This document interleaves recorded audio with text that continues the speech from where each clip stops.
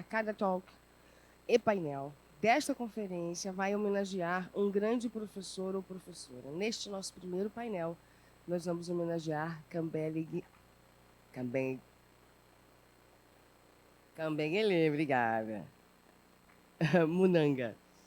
Sobre o painel 1, dados e estratégias para fomentar a equidade racial no Brasil. Parâmetros de educação e empregabilidade. Eu convido ao palco o mediador desta manhã, Felipe Sobrinho, head de diversidade da Gol, e os seus palestrantes, os nossos, na verdade. Luana Osimela, VPI, de Impacto Social da iFood. Professora Vilma Pinto, diretora do IFI, Senado Federal.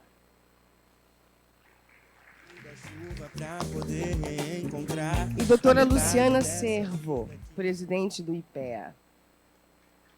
Só pedir que eu vou te levar pra dançar em cima do balanço do mar. Peço aos senhores que se atentem ao tempo, porque vários dos nossos palestrantes têm um time bem reduzido e vão precisar ir embora, tá bom?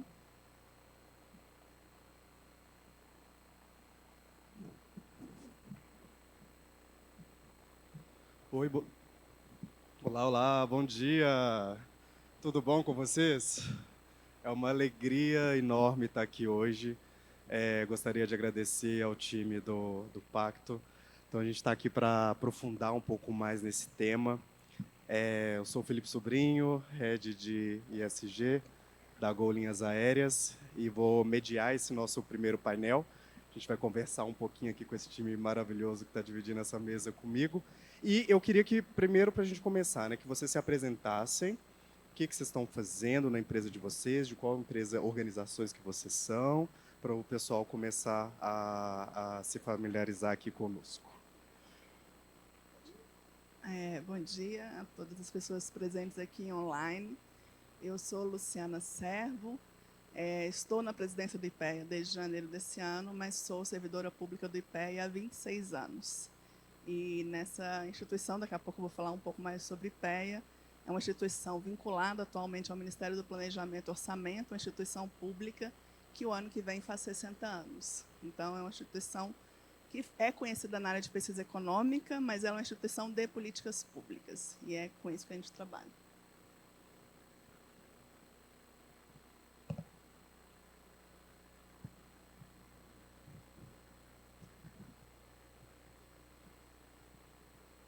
Bom dia, meu nome é Luana Osimela.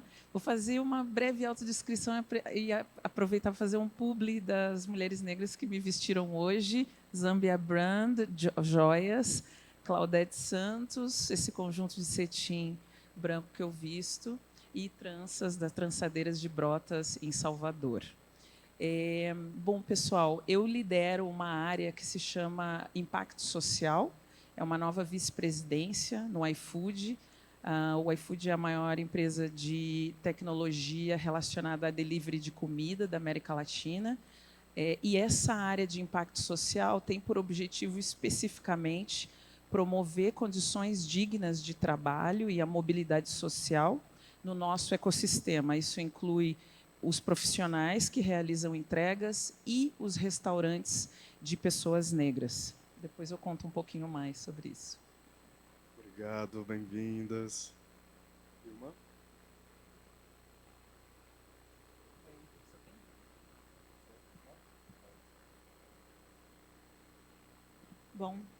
Bom dia a todos. Eu sou Vilma Pinto, sou diretora da Instituição Fiscal Independente do Senado Federal. A Instituição Fiscal Independente, ela é uma instituição pequena, né? Ela foi criada no finalzinho de 2016 e o objetivo central é monitorar e acompanhar de perto e fazer um contraponto saudável com o Poder Executivo relacionado à política fiscal do Brasil. Então, a gente monitora e acompanha o desempenho das regras fiscais, os indicadores de orçamento e também atua de forma indireta em agendas relacionadas à composição dessas questões orçamentárias voltadas principalmente para a questão de governança fiscal. Eu sou formada em economia, Eu trabalho na IFE desde 2021, mas antes disso eu comecei como estagiária na Fundação Getúlio Vargas, no Instituto Brasileiro de Economia, na área de política fiscal. Fui contratada, fiz o meu mestrado, então toda a minha formação é na área de política fiscal e economia. Muito bem-vindas todos vocês. Depois a gente testa esse aqui. A gente está o 3. O 3 aqui tá funcionando. Educação e empregabilidade, né? São dois assuntos assim que eu amo, que eles super convergem e a gente vai aprofundar um pouquinho nesse tema hoje. Vou fazer uma pergunta para todas vocês, que é diante desses avanços, né? Ainda que muito lentos que a gente está caminhando, dentro das escolas infantis, de ensino médio e superior, o que vocês entendem como necessário para uma ação cujos resultados eles sejam diferentes e que indiquem que algo deu certo? Como que a gente pode tracionar esse assunto hoje? O que vocês têm visto? Bom, Felipe, eu acho que a gente ouviu aí palestras fenomenais em que retratam, né, uma história de exclusão, uma história de desigualdades e uma história de racismo contemporâneo, né, que perpetuam essas desigualdades.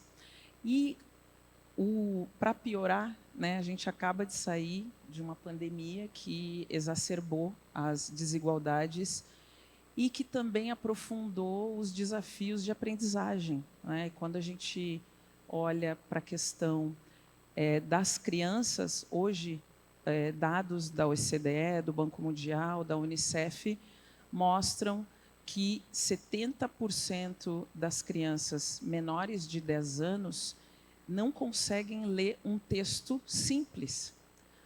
E que futuro nós estaremos, né, criando para essas crianças? Então, a gente já vem com uma geração que enfrenta essas desigualdades e a gente tem mais desigualdades cada vez mais severas, né? E para mim, assim, quando a gente fala de pensar soluções para tudo isso, eu penso muito em soluções que devem ser vistas como ecossistêmicas.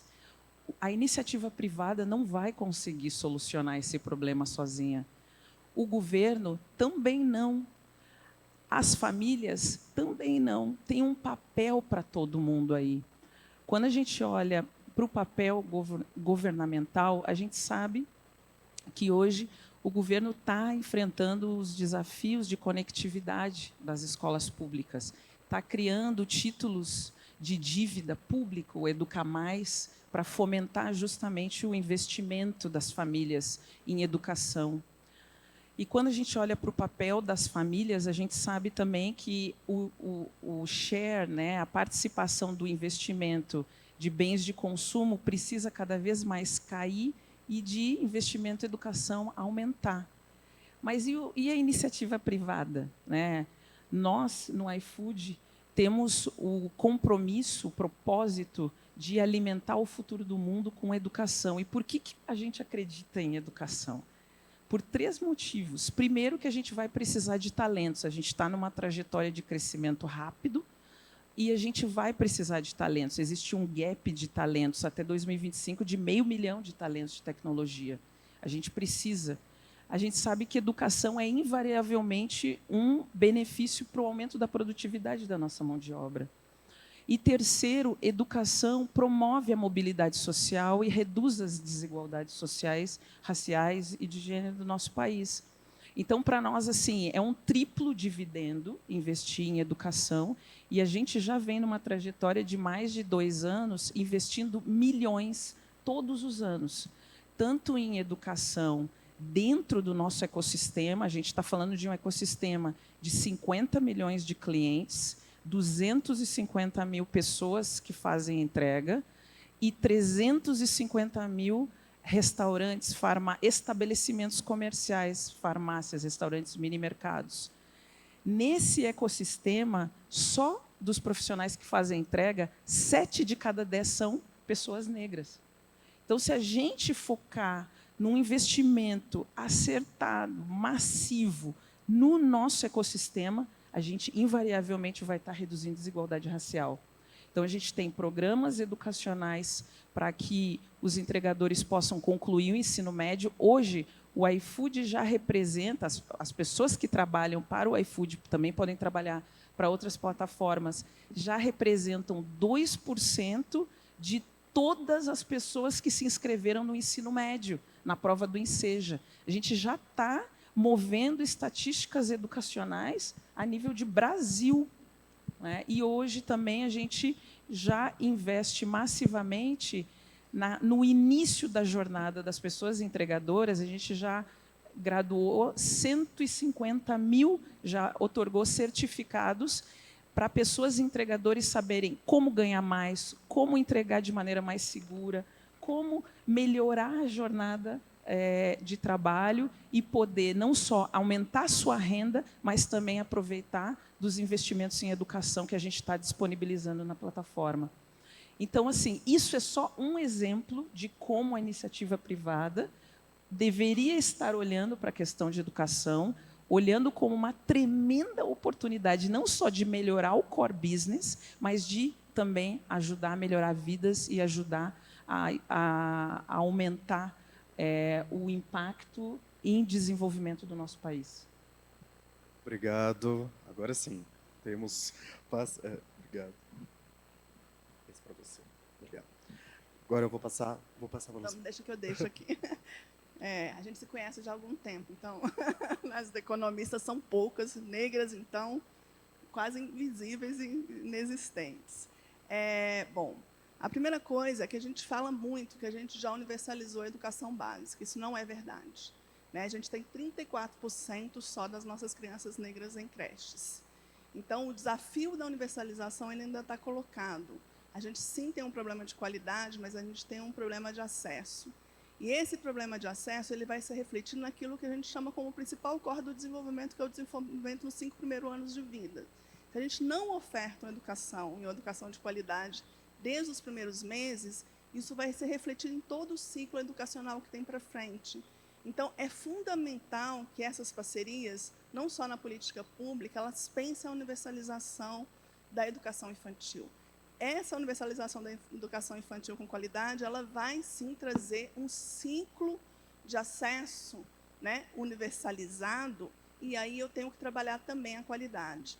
Não é à toa, né, que a gente tem problemas de perspectiva e percepção quando a gente vê que menos de 40% dos nossos jovens de 15 a 17 anos estão na idade correta do ensino médio, né? Isso são números muito baixos ainda. Esses números refletem a dificuldade desse sistema educacional de entender e internalizar o racismo no sentido de um letramento racial em todas as suas faces. Não adianta eu dar bolsas para jovens negros em escolas particulares e, como o Daniel falou, chegar ali e não se reconhecer naquele espaço. E os professores também não saberem tratar dessas questões. Então, ou eu penso a educação como um sistema, né, um ecossistema, e aí penso que acesso e qualidade, eles têm que andar junto desde a primeira infância, ou eu vou estar postergando esse problema. E isso vai se refletir também no fato de perspectivas, né? Eu termino o ensino médio, mas eu ganho uma remuneração que é 54% abaixo das pessoas brancas, né? Eu só me vejo sendo a pessoa no chão de fábrica, ou a pessoa que vai, no máximo, alcançar uma carteira de trabalho assinada, que já é no nosso país, população negra, um grande ganho por causa da informalidade. O que eu faço com esses jovens negros? Não tenho perspectiva, por que eu vou para o ensino médio?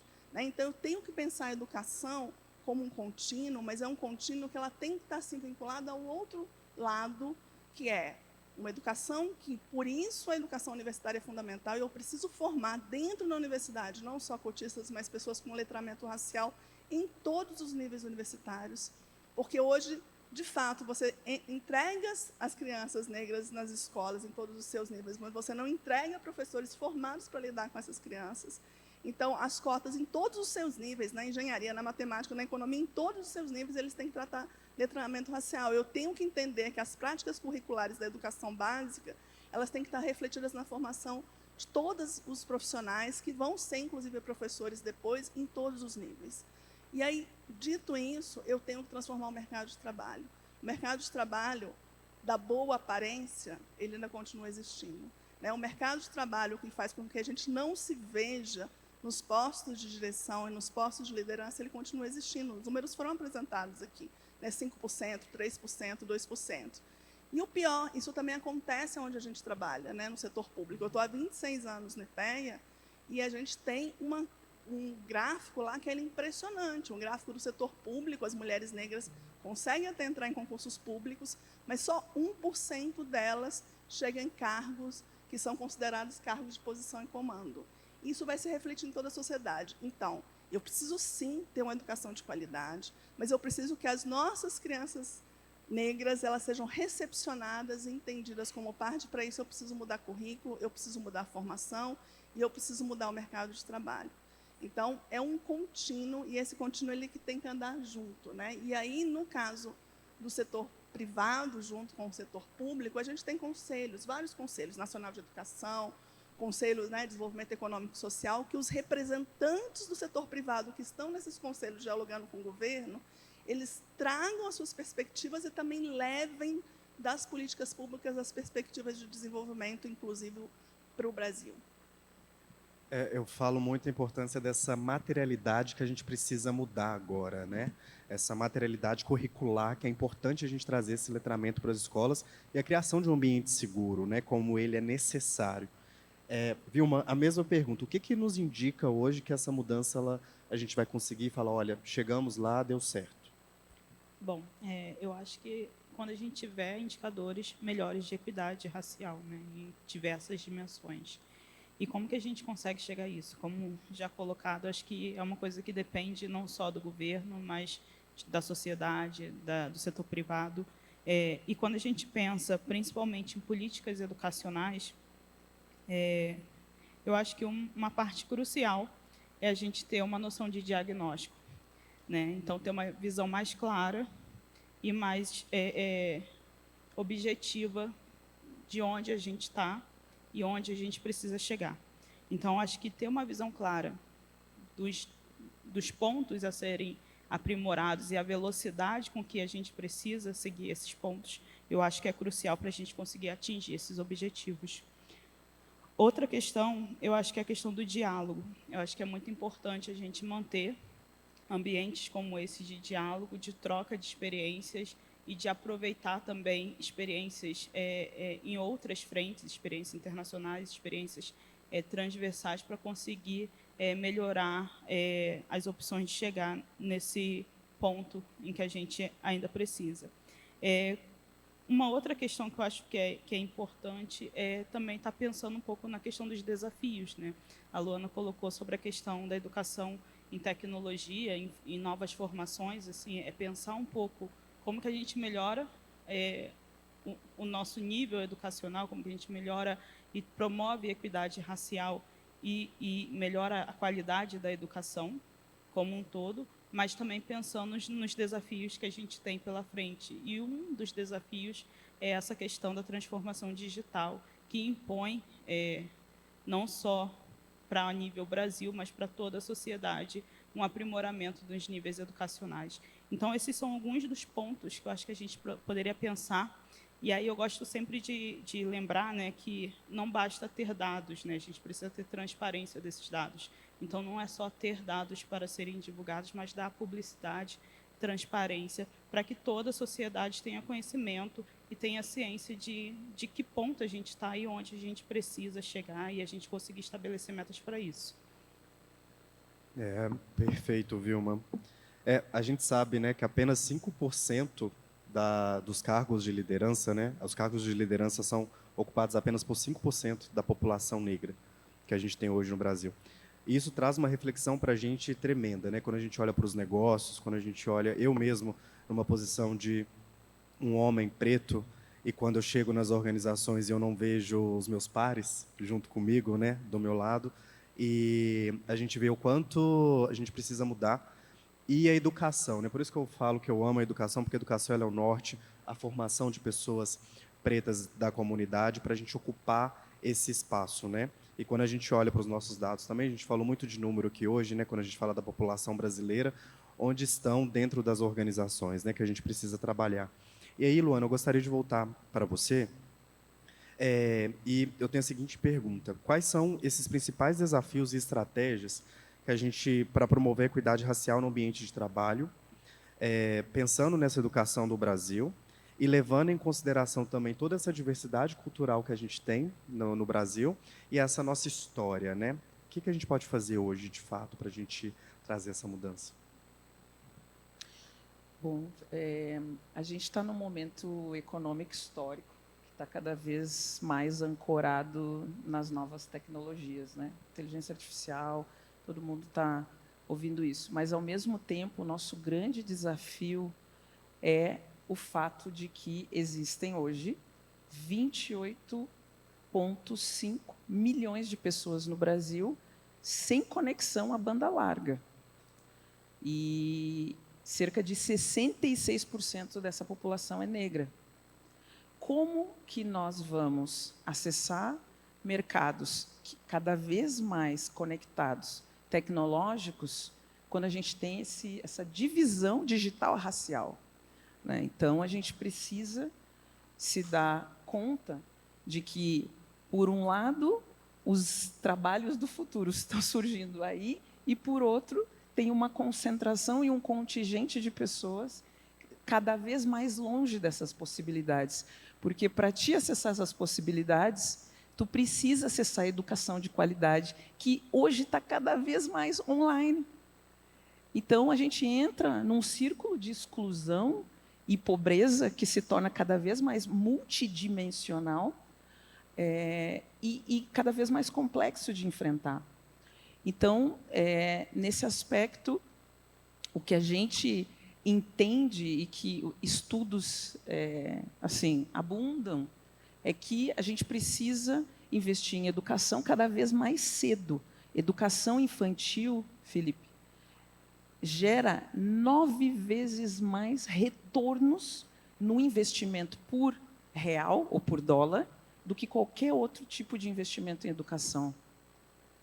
E hoje a gente sabe que existe esse contingente da geração que perdeu nível de aprendizado durante a pandemia.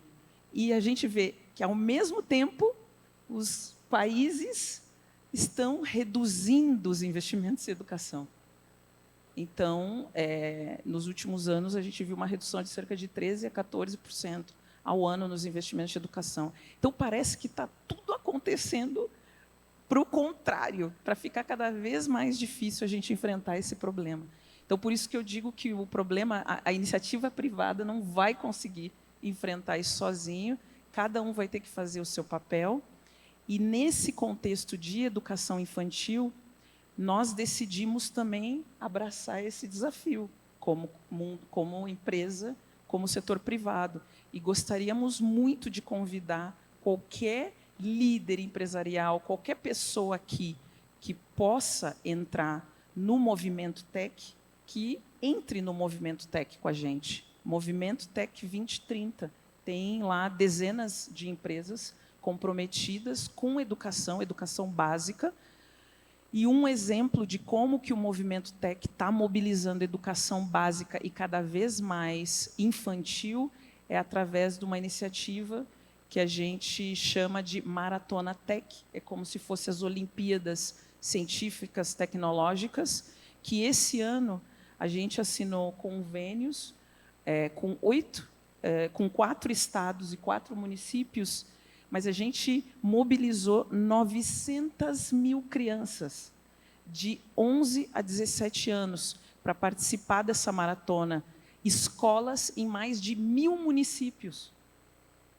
Isso é o poder da iniciativa privada. A iniciativa privada tem a capacidade de fazer isso. A gente tem exemplos, tem cases de sucesso. E a gente precisa cada vez mais se unir, porque uma empresa não vai conseguir, de certa maneira, mudar e sustentar a mudança por muito tempo. É muito caro, é muito custoso, e cada vez mais a gente precisa ter parcerias sólidas com o Ministério da Educação, com o Ministério de Ciência e Tecnologia, com o Ministério de Indústria, e com outras empresas privadas que também assumam esse compromisso. O Pacto pela Equidade Racial é isso. também. Então, eu acho que fica um convite aqui de que, para a gente enfrentar esse desafio que está cada vez mais complexo, a gente precisa se unir. Não dá para fazer nada sozinho. A agenda ela é a mesma, né, para todo mundo, né, que a gente precisa resolver, independente da instituição, né, a gente está junto nessa. Então, esse engajamento é muito importante e juntos a gente vai conseguir fazer essa mudança necessária. E aí eu queria passar para a Vilma, nessa conversa que a gente está tendo, e a Luana também trouxe, queria saber um pouco da importância dos dados, né? Desculpa, Vilma, da importância dos dados disponíveis da desigualdade racial no Brasil e as ações necessárias para fomentar essa equidade racial, especialmente no que diz respeito aos parâmetros de educação e empregabilidade. Então, como que a gente faz essa análise dos dados e que vai ajudar a gente a tracionar dentro das organizações hoje? Bom, trazendo um pouco para a perspectiva de setor público, a gente tem, dentro do processo orçamentário, o planejamento, né, que o governo faz antes de executar o gasto público, propriamente dito. E um dos instrumentos de planejamento orçamentário que a gente tem hoje é o plano plurianual, que é onde são definidas as metas e as diretrizes do governo para 4 anos à frente. Então, hoje o governo encaminhou um plano plurianual que define metas e objetivos para os próximos 4 anos, incluindo o primeiro ano da gestão seguinte. E dentro dessas metas e objetivos que vão nortear os orçamentos que vão ser realizados durante esse período. E aí eu estava lendo um pouquinho sobre o plano plurianual que foi encaminhado esse ano, que foi feito de uma forma diferente, né? Foi um plano plurianual participativo no âmbito do governo federal, e eles incluíram 5 agendas transversais que não existiam nos planos anteriores, e essas agendas transversais são criança e adolescente, mulheres, igualdade racial, povos indígenas e meio ambiente.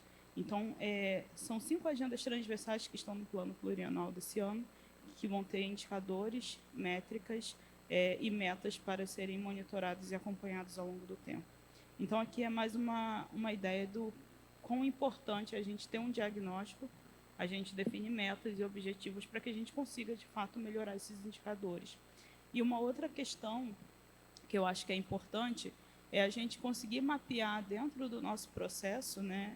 E aí eu acho que isso vale tanto para o âmbito de setor público, quando a gente fala também na questão de governança fiscal, quanto para a parte privada. Muitas dessas agendas transversais, muitas das ações que a gente executa, ela tem impactos em diferentes setores. Como que a gente consegue mapear isso na perspectiva de gênero, na perspectiva de raça? E quando a gente fala isso no âmbito de setor público, a gente tem hoje um desafio grande, que é elaborar um orçamento sensível a gênero e raça, que é elaborar um orçamento sensível, um orçamento verde, né, que a gente fala também de green budget. Então, como que a gente consegue avançar nessas agendas? Então, é a partir de dados, é a partir de diagnósticos que a gente consegue, de fato, avançar e promover uma melhor equidade, né, por meio das ações, por meio das políticas públicas. Eu vou também citar aqui um pouco dos indicadores que estão sendo pensados nesse novo plano plurianual, né? Uma delas, quando a gente fala na parte de igualdade racial, taxa de homicídio de negros, razão entre rendimento médio do trabalho de brancos e o rendimento médio de trabalho dos negros, razão entre taxa de frequência líquida de brancos e de negros no ensino superior. Então, é uma agenda que combina indicadores chaves de políticas públicas que são conduzidas ao âmbito do governo federal, mas eu acredito que isso também poderia ser ampliado e disseminado, principalmente para poder atingir, quando a gente pensa a questão de educação básica, principalmente, né? Então, acho que é um ponto que acho que a gente pode avançar, e isso gera um pouco da importância da gente conseguir melhorar um pouco da transparência desses dados. A gente tem muita informação, essas informações elas ficam, de certa forma, espalhadas nos censos, nos diversos censos que a gente tem hoje, A gente tem um censo, um anuário, né, de ensino superior, da educação básica, a gente tem a própria PNAD contínua, então a gente tem uma série de estatísticas e que a gente precisa traduzir e dar transparência para a gente ter uma ação mais efetiva em torno das políticas públicas. É isso.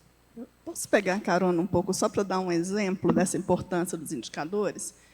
Eu tive agora com o embaixador Silvio de Albuquerque, que foi uma das pessoas que, né, esteve lá na conferência de Durban, né, aqui com a Vânia, com o Ricardo Henriques. Eu falava assim, a gente tem que sair dos indicadores para coisa mais analítica, né, como presidente do IPEA. Ele falou assim, não se esqueça da importância dos indicadores. Ele me deu um exemplo.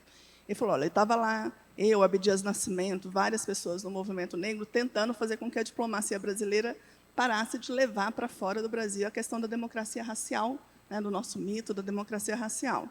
E uma reunião, 2 reuniões, até que um dia eles falaram assim, vamos atrás do IPEA, porque o IPEA vai nos ajudar a pensar isso. Aí o IPEA produz uma série de indicadores com dados que não são do IPEA, mas produz uma série de indicadores, e foi lá, Ricardo Henrique, Serguei Soares, produzindo os textos, aí o querido Mário Teodoro, e eles falaram, daquele momento em diante, a diplomacia começou a olhar para esses números, e assim, não vou dizer que números não mentem, mas para dizer, nossa, como é que eu vou falar contra isso? Como é que eu vou dizer que a gente é uma democracia racial se as nossas curvas, historicamente, elas seguem num paralelismo independente dos avanços que acontecem no país? Ou seja, essa desigualdade salarial entre negros e brancos continua a mesma, essa desigualdade de desempenho das crianças nas escolas, né, continua as mesmas. Se quem está nos piores empregos são sempre os negros, como é que eu vou dizer que isso é uma democracia racial? Né? E eu sempre dou um exemplo do meu caso, porque eu estou há 25 anos no IPREA, e eu já era doutora, etc., e eu não deixei de ser doutora de dezembro para janeiro. O que aconteceu foi uma política que disse, eu quero uma mulher negra na presidência do IPEA. Então, o movimento negro é que movimenta a política nacional. E ter as pessoas em uma burocracia representativa é fundamental para isso. Por isso que a gente precisa batalhar para que as nossas formações elas se reflitam também na ocupação de espaço. Posso...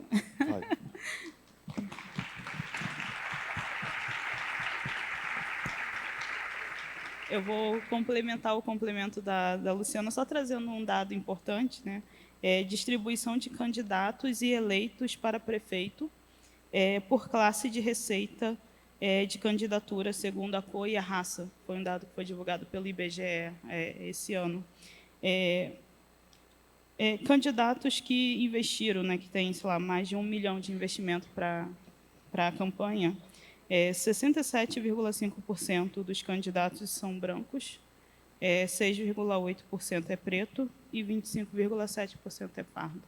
A gente precisa também, como que a gente consegue enfrentar essa questão do ponto de vista de representatividade diante também dessas desigualdades de renda, né, que a gente tem. Se a gente pegar o total, assim, sem separar por classes de receita, 62,9% dos candidatos são brancos a prefeito, e 4,3% são pretos, e 31,4% são pardos. Então, como que a gente consegue enfrentar essas questões? Como que a gente consegue ampliar representatividade também nesse contexto? Posso compartilhar algo, me permite? Vai. Já virou um bate-papo, porque assim, eu preciso expressar a tremenda felicidade que eu estou aqui para estar ao lado de 2 economistas negras. Então, são 3 economistas negras, doutoras em economia. Quão histórico e simbólico é isso, não só para nós aqui nessa audiência, mas para tantas meninas negras e meninos negros, né?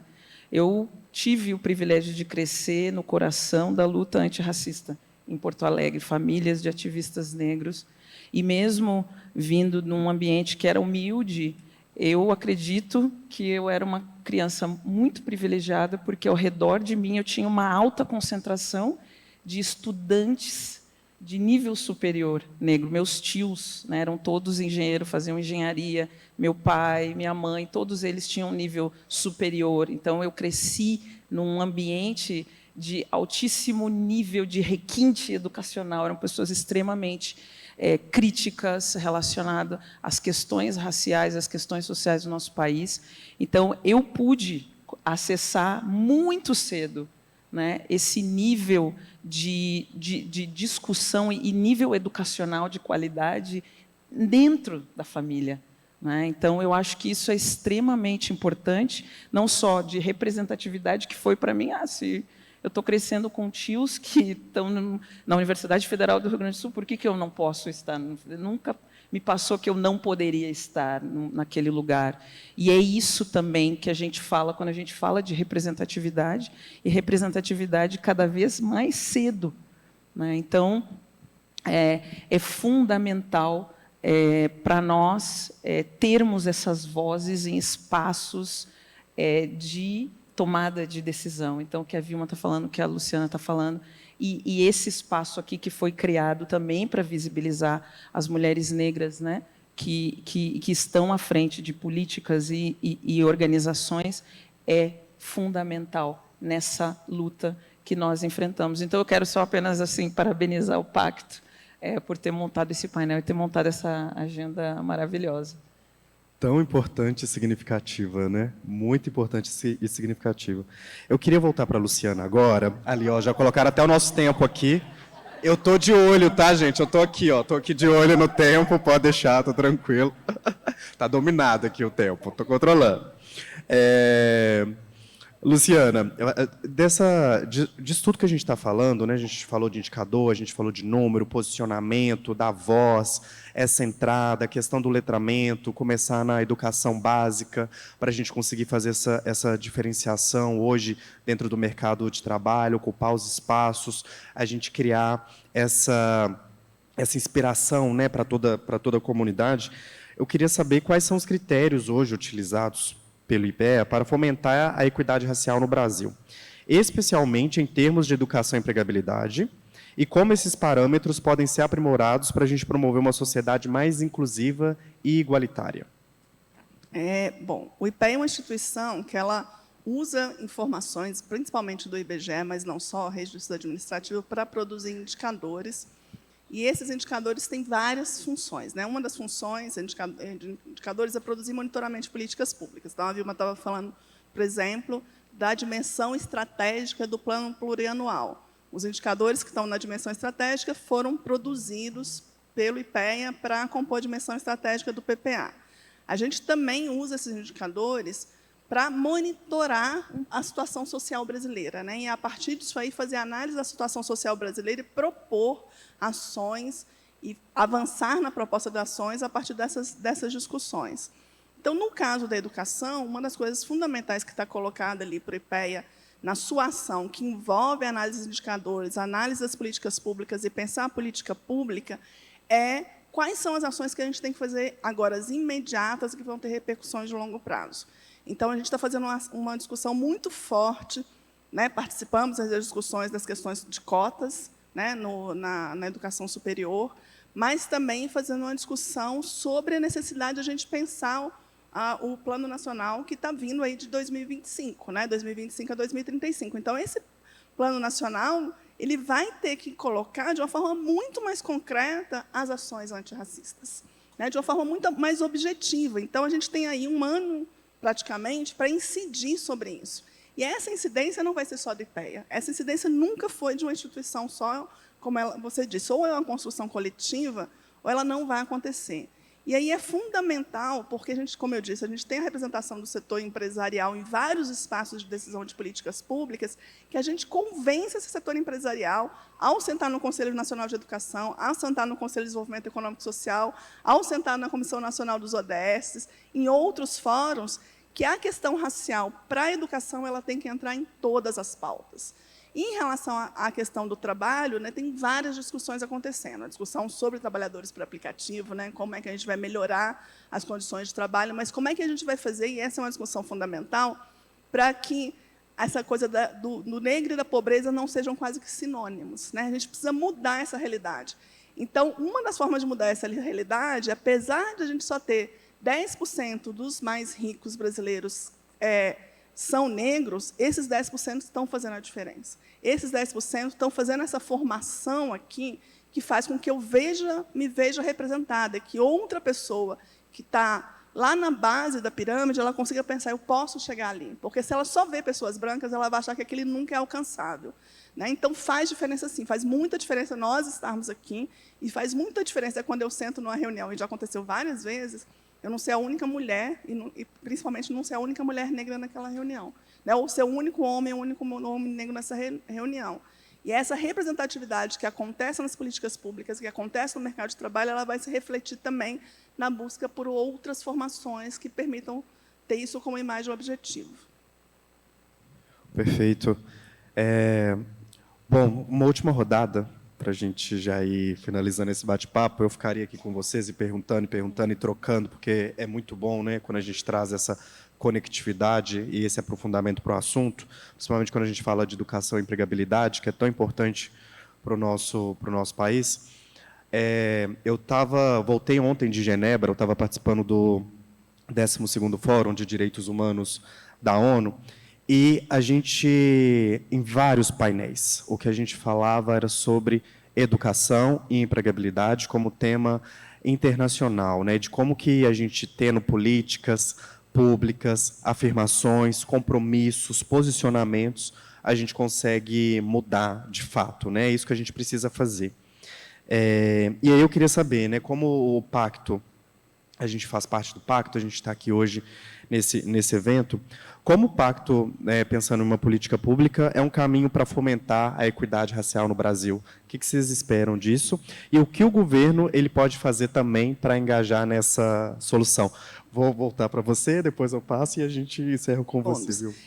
Esse ano é um ano muito, muito especial para o Brasil. A gente assume agora, dia 1º de dezembro, a presidência do G20, que são os 20 países mais ricos e que agora tem a União Africana. Esse ano a gente tem um fórum do Summit do Futuro. Esse ano a gente tem a entrega do relatório de governo dos ODS. Então, se a gente quer influenciar na agenda internacional, a gente também tem que usar esses espaços. E um dos espaços que é fundamental são os grupos de engajamento. Então, além dos grupos dos think tanks que o IPEA está liderando, junto com o SEBRE, FUNAG e com outros think tanks, a gente também tem o Business 20, que faz parte do G20. Então, coloquem a pauta racial no B20. Coloquem a pauta racial em todos os grupos de engajamento, porque, fazendo isso, quando chegar em junho, a gente pode ter recomendações que vão subir para o G20 para mudar essa realidade. Perfeito, obrigado.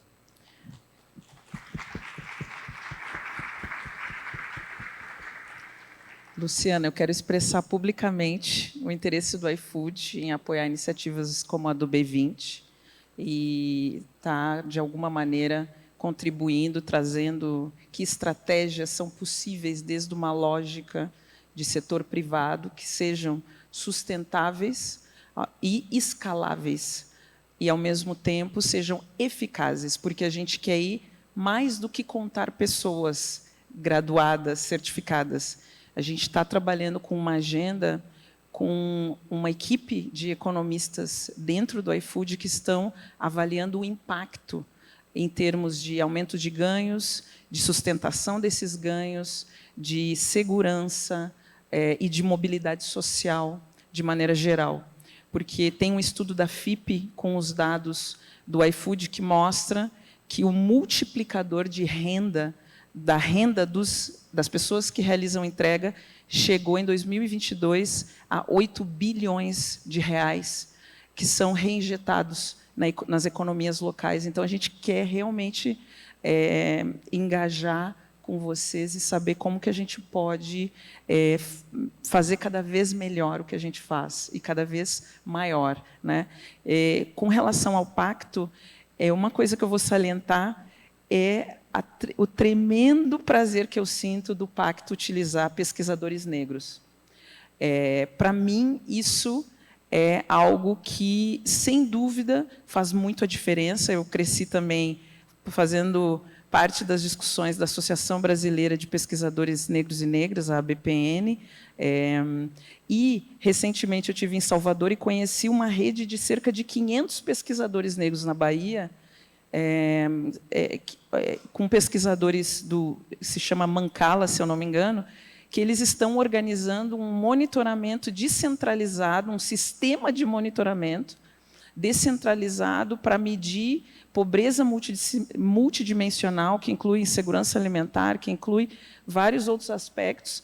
E eu acho que esse olhar que o pesquisador, a pesquisadora negra tem é fundamental para a gente desenhar melhores políticas públicas, né? E o fato do pacto né, com o índice de equidade racial, que é super importante para a gente ter o marco zero dentro das empresas, e com tantas outras pesquisas de diagnósticos que mostram qual que é o déficit e por onde deve ser o foco, eu acho fundamental. Então, o papel do pacto, não só para as políticas públicas, como política pública, mas como fortalecimento do dado e das pesquisas que são necessárias dentro da iniciativa privada, são fundamentais. Obrigado, Luana. Vilma?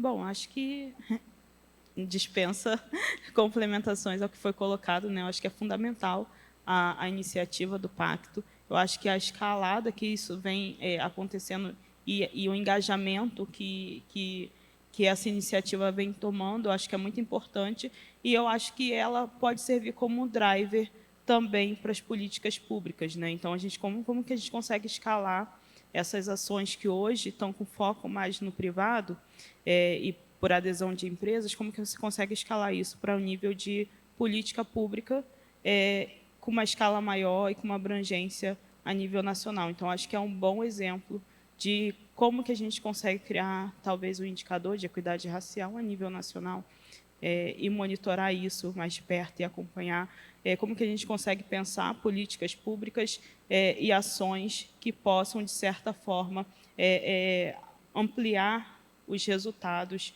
e criar indicadores de desempenho educacional, de emprego, de renda, de desigualdade como um todo, a um nível global, né, mais nacional, e alcançar resultados efetivos. É isso. Obrigada. Perfeito. Queria agradecer muito vocês, as três, por a gente estar aqui hoje, nesse momento que é muito importante para o nosso movimento. Parabenizá-las também pelo engajamento, pela troca, que é assim, juntos a gente vai conseguir fazer a mudança, falando muito de educação, empregabilidade, fazer com que essas vozes ocupem espaço. Uma salva de palmas. Obrigado.